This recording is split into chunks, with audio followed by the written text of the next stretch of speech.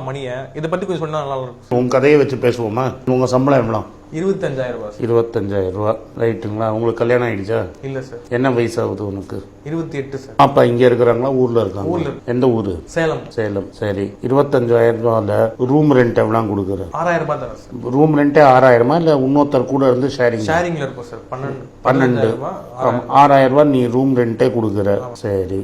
அதுக்கப்புறமா வந்து பைக் லோனில் வாங்கிட்டியா?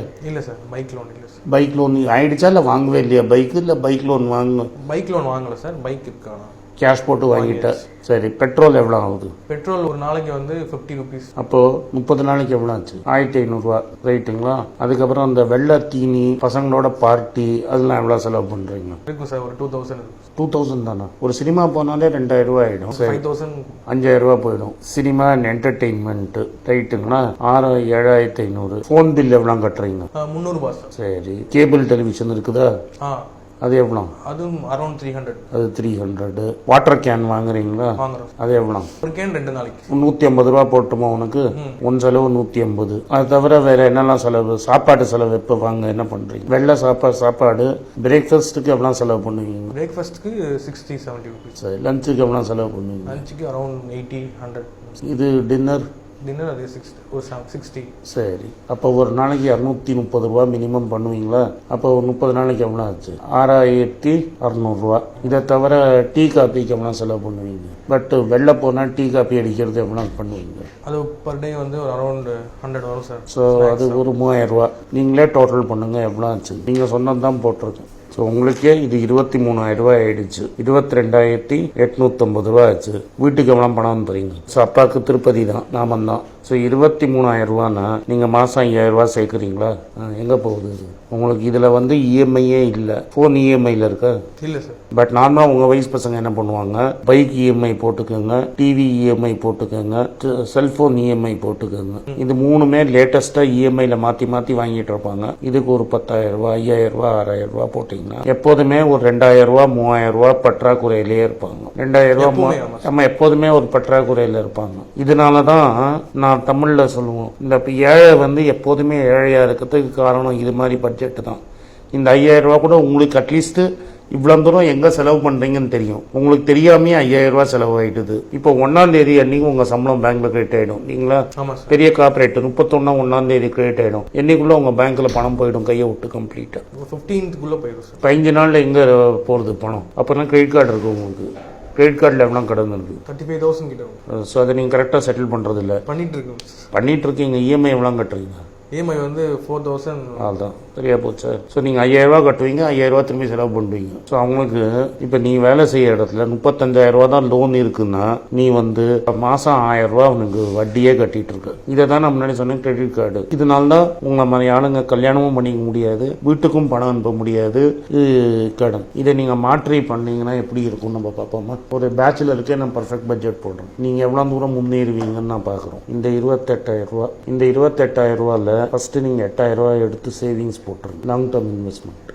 அதாவது 12% 15% இன்ட்ரெஸ்ட்டில் நீங்கள் 20 வயசில் இதை பண்ண ஆரம்பிச்சிருந்தீங்கன்னு வச்சுப்போம். 21 வயசுலேருந்து பண்ணுறீங்கன்னு வச்சுப்போம். 5,000 ரூபா சேர்த்துருந்தீங்கன்னு வச்சுப்போம். இது முடியும் ரைட்டாக. இன்றைக்கி 8,000 ரூபா சேர்க்குறீங்க. இந்த 20,000 ரூபாவில் உங்கள் லைஃப்பை நீங்கள் மேனேஜ் பண்ணியிருந்தீங்கன்னா என்ன ஆகிருக்கும்? மாதம் 5,000 ரூபா நான் சொன்ன மாதிரி நீங்கள் 21 வயசில் சேர்க்க ஆரம்பிச்சிருந்தீங்க, வேலைக்கு போகிறச்சுன்னு வச்சுக்கோங்க. இன்றைக்கி உங்கள்கிட்ட 10 லட்ச ரூபா கையில் இருந்திருக்கும். இந்த 10 லட்ச ரூபா நீங்கள் பேங்க்கில் பாண்டில் போட்டிருந்தீங்கன்னா மாதம் வந்து 80,000 ரூபா 90,000 ரூபா வட்டி வந்திருக்கும். வட்டிலேயே உங்களுக்கு மாதம் 7,000 ரூபா இன்கம் இருந்திருக்கும். இன்னைக்கு 28,000 ரூபாய்க்கு பதிலாக உங்களுக்கு 35,000 ரூபா இன்கம் இருக்கும். இந்த 35,000 ரூபாயில் நீங்கள் வந்து 15,000 ரூபா மாதம் சேர்த்தீங்கன்னா 10 வருஷத்தில் இது வந்து 1 கோடி ரூபாய்க்கு மேலே சேர்த்துக்கணும். எப்போதுமே முதல்ல நீங்கள் எடுத்த உடனே நம்மளை சம்பாதிக்கிறதுல 30% சேவ் பண்ணணும். ரெண்டாவது, ஏதாவது ஒரு பொருள் வாங்கணும்னா அந்த பொருளுக்கு 12 மாதத்துக்கு முன்னாடி யோசிச்சு அதுக்கு தனியாக ஒரு ஆர்டி மாதிரி போடணும். இப்போ நான் 15,000 ரூபாய்க்கு ஃபோன் வாங்க போகிறேன்னு டிசைட் பண்ணிட்டீங்கன்னா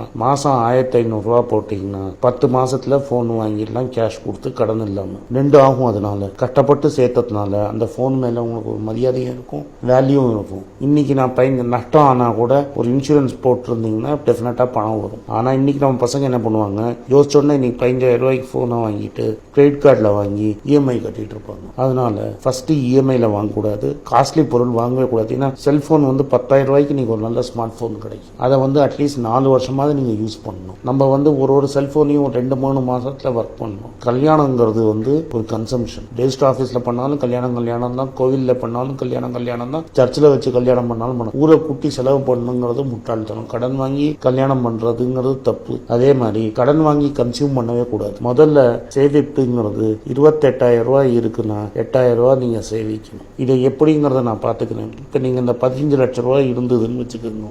இப்போ நீங்கள் கல்யாணம் பண்ணீங்கன்னா உங்களுக்கு ப்ராப்ளம் இல்லை. இப்போ இந்த ஸ்டேஜில் நீங்கள் கல்யாணம் பண்ணிக்கிறீங்கன்னு வச்சுக்கோங்க, ஒய்ஃபுக்கு ஏர்னிங்கே கிடையாதுன்னா நீங்கள் அவ்வளோதான். ஒய்ஃபும் ஹஸ்பண்டும் ஒரே வருஷத்தில் சண்டை போட்டு ஃபேமிலி கோர்ட்டுக்கு போயிடுவீங்க. ஹஸ்பண்ட் அண்ட் ஒய்ஃப் டுகெதர் 40,000 ரூபா இருந்தால் தான் ஒரு கம்ஃபர்டபுள் லைஃபே லீட் பண்ண முடியும். ஏங்கிறத காட்டுறேன். இப்போ நீங்கள் தனியாக கல்யாணம் பண்ணிட்டு போயிட்டீங்கன்னு வச்சுக்கோங்க, 12,000 ரூபா வாடகை வருமா, பால் வாங்கணுமா, தயிர் வாங்கணுமா, இதெல்லாம் சேர்த்து ஒரு 6,000-7,000 ரூபா ஆகிடுமா. இதுலேயே 20,000 ரூபா போயிடும். கொண்டாட்டிய சினிமா கூப்பிட்டு போகணுமா, ஸோ வெளில கூப்பிட்டு போய் என்டர்டெயின் பண்ணணுமா, அதுலேயே ஒரு 6,000-7,000 ரூபா போயிடும். ஒரு பைக்கு கடனில் இஎம்ஐ ஓடிட்டு இருக்கும், ஒரு 3,000 ரூபா 4,000 ரூபா. உனக்கு ஒரு செல்ஃபோன், உன் ஒய்ஃபுக்கு செல்ஃபோன். ஸோ ஹஸ்பண்ட் நான் இதே மாதிரி கணக்கு போட்டேன்னா 40,000 ரூபாய்க்கு கணக்கு எழுதிட முடியும். எல்லாம் பேர் எசென்ஷியல்ஸ் தான். அதனால ஹஸ்பண்ட் அண்ட் ஒய்ஃபு 40,000 ரூபாய் வரைக்கும் கல்யாணம் பண்ணிக்காம இருக்கிறது மெட்ராஸ் மாதிரி ஊர்ல பெட்டர். திருச்சி, சேலம், கோயம்புத்தூர் மாதிரி ஊர்னா 30,000-35,000 ரூபாய் சம்பளம் இருக்கிற வரைக்கும் கல்யாணம் பண்ணிக்காம இருக்கிறது பெட்டர். அதெல்லாம் முடியாது சார், பயாலஜி கல்யாணம் பண்ணி ஆகணும்னா எப்படி கணக்கு பார்க்கணும். நான் இப்படி பார்த்தீங்கன்னா ஹஸ்பண்ட் அண்ட் ஒய்ஃப் மெட்ராஸில் 20,000 ரூபா ஹஸ்பண்ட் அண்ட் ஒய்ஃப் அப்படின்னா வாடகை 5,000 ரூபாய்க்கு இருக்கணும். பஸ் பாஸ் தான் யூஸ் பண்ணணும், பைக் யூஸ் பண்ண முடியாது. ஸோ 2 பேருக்கும் பஸ் பாஸ்னா 3,000 ரூபா, 8,000 ரூபா ஆகிடும். ஸோ வீட்டு செலவு, சாப்பாடு செலவை 4,000 ரூபாயில் குறைக்கணும், 12,000 ரூபா. டெலிஃபோன், எலக்ட்ரிசிட்டி, தண்ணி அதெல்லாம் சேர்த்து ஒரு 2,000 ரூபாய்க்குள்ளே முடிச்சிங்கன்னா 14,000 ரூபா. அப்போ அந்த 6,000 ரூபாவில் சாப்பாட்டு செலவு, மருந்து செலவு, அதுக்கப்புறம் குழந்தைங்க பண்ணிங்கன்னா சேவிங்ஸு, அப்புறம் குழந்தைங்க படம் தான் செலவு. அதனால தான் நான் சொல்கிறேன், 20,000 ரூபா சம்பளம் இன்றைக்கி இருக்கிற இடத்துல கல்யாணம் பண்ணிக்காமல் இருக்கிறதே பெட்டர். கல்யாணம் பண்ணிக்கணும்னா ஒய்ஃபும் வேலைக்கு போகணும், ஹஸ்பண்டும் வேலைக்கு போகணும். 40,000 ரூபா சம்பளம் இல்லைன்னா ஹஸ்பண்ட் அண்ட் ஒய்ஃப் இருக்க முடியாது. முதல்ல என்ன பண்ணணும்னு என்ன கேட்குறீங்க, ஃபஸ்ட்டு நீங்கள் வேலைக்கு போனீங்கன்னா அட்லீஸ்ட் ஒரு 10 பவுன் தான் சேர்க்கணும். ஆணாக இருந்தாலும் சரி, பொண்ணாக இருந்தாலும் சரி. கல்யாணத்துக்காக சேர்க்க வேணாம். எனக்கு அவசரம் அப்படின்னா மார்வாடி கடையில் வச்சா கோல்டுக்கு தான் லோன் கொடுப்பான், வேறு எதுக்கும் லோன் தர மாட்டான். முதல்ல நீங்கள் ஒரு கல்யாணம் பண்ணிட்டீங்கன்னா உங்கள் சொந்த சொல்ல ஹஸ்பண்ட் அண்ட் ஒய்ஃப்ட்டு 20 பவுன் தான் இருக்கணும். அதுக்கப்புறம் குழந்தைங்க பிளான் பற்றி பெற்றுக்கணும். ஹஸ்பண்ட் அண்ட் ஒய்ஃப் 40,000 ரூபா செலவு, கல்யாணம்னா 10,000 ரூபா சேவிக்கணும். 30,000 ரூபாய்க்குள்ள வாழ்க்கையை கொஞ்சம் இருக்கணும், கன்சம்ஷன் குறைக்கணும். இந்த கேஜெட் எல்லாம் வாங்குறத சேர்த்து வச்சு வாங்கணுமே தவிர கடை இஎம்ஐல வாங்கவே கூடாது. இதெல்லாம் பண்ணீங்கன்னா தான் இருக்க முடியும். நான் சொல்றது ரொம்ப கஷ்டமா இருக்கும் ஜீரணிக்கிறதுக்கு, பட் இதான் நிதர்சனம் உண்மை. சேவிங்ஸ் வாய்ப்பே இல்லையா சார்? சேவிங்ஸ் தான் முதல் இஎம்ஐயா நீங்க கன்சிடர் பண்ணீங்கன்னா வாய்ப்பு. நம்ம சேவிங்ஸை வந்து நம்ம என்ன பண்றோம்னா, சம்பளம் வந்தப்பறம் எல்லா செலவு போனப்பறம் சேவிங்ஸ் நினைக்கிறோம். சேவிங்ஸை முதல்ல பண்ணிட்டு செலவெல்லாம் பின்னாடி பண்ணீங்கன்னா definitely possible. Savings should be the first. வாடகை கொடுக்கறது மாதிரி சேவிங்ஸ் எடுத்து வைக்கணும். சேவிங்ஸ்ங்கிறது ரொம்ப ஈஸி. ஒரு உண்டியலை வச்சு கையில் இருக்கிற சில்லறையெல்லாம் நீங்கள் போட்டிங்கன்னா கூட சேவிங்ஸ் தான். எவ்வளோ பேர் நீங்கள் வீட்டில் உண்டியல் வச்சுருக்காங்க, பிக்கி பேங்க் வச்சுருக்காங்க. நீங்கள் பிக்கி பேங்க்ல உண்டியல்லையும் போட்டுகிட்டே போனீங்கன்னா சேவிங்ஸ் ஆகிட்டே போகும். அது அப்படி கூட நம்ம சேவிங் பண்ணலாம். நீங்கள் சேவிங் பண்ணால் ஏன் மாதம் 1,000, 2,000, 3,000, 4,000ங்கிறீங்க? உண்டியலில் தினம் 10 ரூபா போட்டிங்கன்னா மாதத்துக்கு எவ்வளோ ஆச்சு? 300 ரூபா ஆச்சு. வருஷத்துக்கு எவ்வளோ ஆச்சு? 3,500 ரூபா ஆச்சு. 1 கிராம் தங்கம் ஆச்சு. ஒரு சராசரியான ஒரு வாழ்க்கையை வாழணும்னா எவ்வளோ பட்ஜெட்?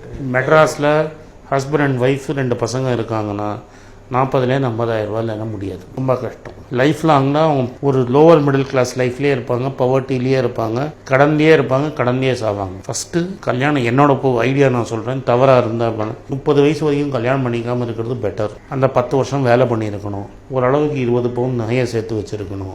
மாதம் சேர்த்து கையில் ஒரு 5-10 லட்ச ரூபா இருக்கணும். மெடிக்கல் இன்சூரன்ஸ் இருக்கணும். எல்லாருமே இதை ஆஸ்பயர் பண்ணிங்கன்னா ஓவரால் நம்ம எக்கானமியும் யூரோப்பியன் எக்கானமி மாதிரி டுவர்ட்ஸ் தட் மூவ் ஆகும். ஆனால் நம்ம நம்ம ஊரில் எப்படின்னா சேவிங்ஸுக்கு நம்மளுக்கு ஃபைனான்ஷியல் லிட்ரஸியே நம்ம ஊரில் கிடையாது. அதனால் முதல்ல கையை பிடிச்சி பொண்ணு இழுத்துன்னு ஓட போகிறது தான் போலீஸ் ஸ்டேஷனுக்கு தான் போவே தவிர சேவிச்சு பணத்தை ரெஸ்பான்சிபிளாக செலவு பண்ணுவோங்கிற ஃபீலிங்கே கிடையாது. நீங்கள் இப்போ இருக்கிற காதல் பண்ணுறவங்கலாம் கையில் 10 லட்ச ரூபா வச்சுட்டு காதல் பண்ணாங்கன்னா அம்மா அப்பா வானானா சொல்ல போகிறாங்க. நம்ம 20,000 ரூபா சம்பளம் வாங்கி அந்த பொண்ணு வேலைக்கு போகாமல் ஒருத்தி இழுத்துன்னு வந்தோன்னா அம்மா அப்பா அந்த பொண்ணுக்கும் சேர்த்து சோறு பண்ணுங்கிறதுனால தான் அப்போஸ் பண்ணுறாங்க. நீங்கள் 2 பேரும் இப்போ ஐடியில் லவ் பண்ணுறது யாருமே பெரிய தகராறு கிடையாது. எப்போதும் நல்லா தெரிஞ்சுக்கோங்க, இந்த கல்யாணங்கிறது ஒரு கமிட்மெண்ட்டு. அதுக்கப்புறம் குழந்தைங்க பிறக்க போது அதுக்கெல்லாம் நம்ம சேஃப்டி பண்ணி யோசிக்கிறதே கிடையாது. நம்ம எப்போதுமே இமீடியட் கிராட்டிஃபிகேஷன்.